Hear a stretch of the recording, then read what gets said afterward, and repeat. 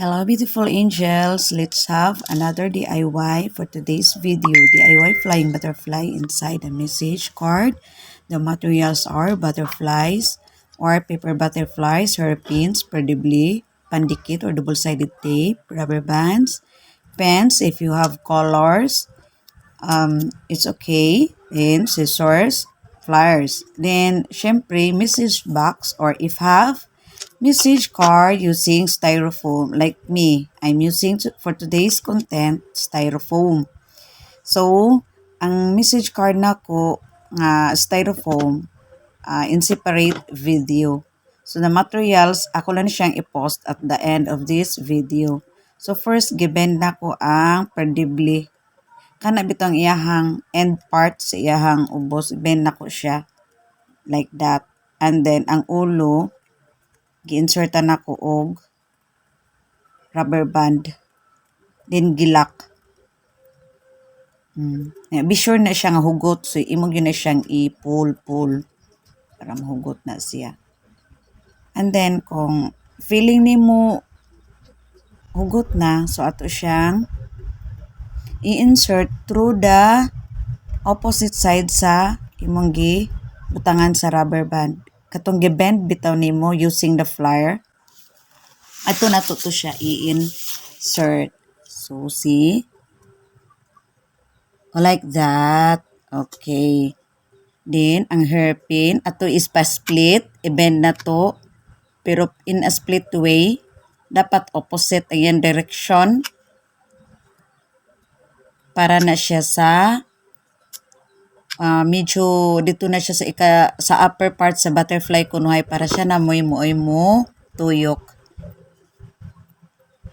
Okay, insert nimo sa rubber band. Ganon. So, imo na siyang i-twist. Ang rubber band ana niya, mura man na siya in circular motion na siya din. Mura na siya og maglukot-lukot.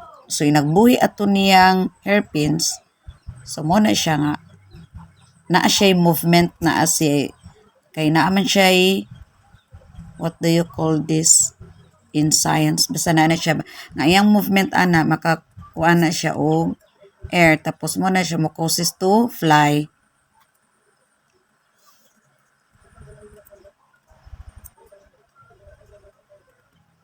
Ganyan. So, ato ikabit ang ato ang usa ka pako ang upper part sa butterfly using double-sided tape if you have or tape.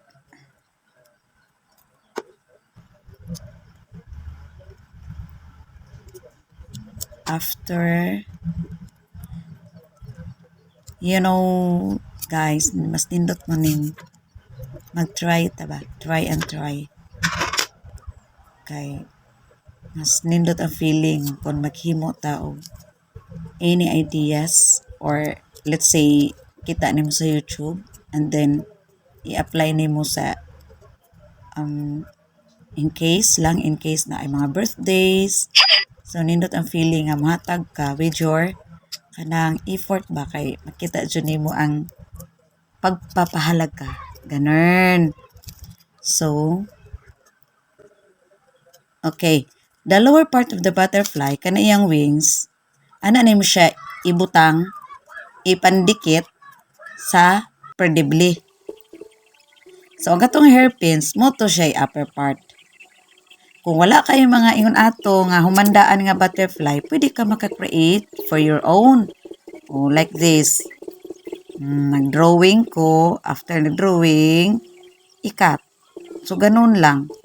So, kung naakay iba nga color or using colored pencils, may mas nindot. Uy, kay colorful siya ba? So, imo lang na siyang ikuha. Next time, I'll do this again by using colored pencils. So, mas nindot yun to siya. Kani siya orange naman ni thick pin. Then, after cutting down, muna siya ako ang idikit dito sa ako ang gihimo nga katong gibend-bend na ko bitaw nga gamit ang flowers nga hairpins, perdibli. So same steps lang gihapon sa paghimo.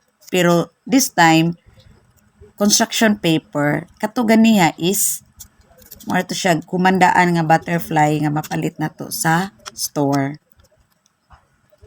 And then same as the procedure nga ikulikot lang na siya, kulikot.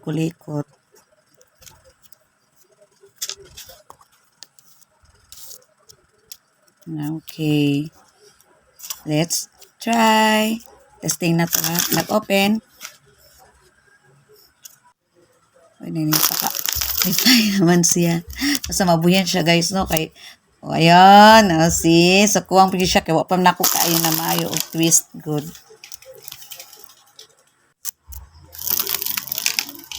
And then, let's try katong mga una na kong himo. Okay, yung pink. So, ayun.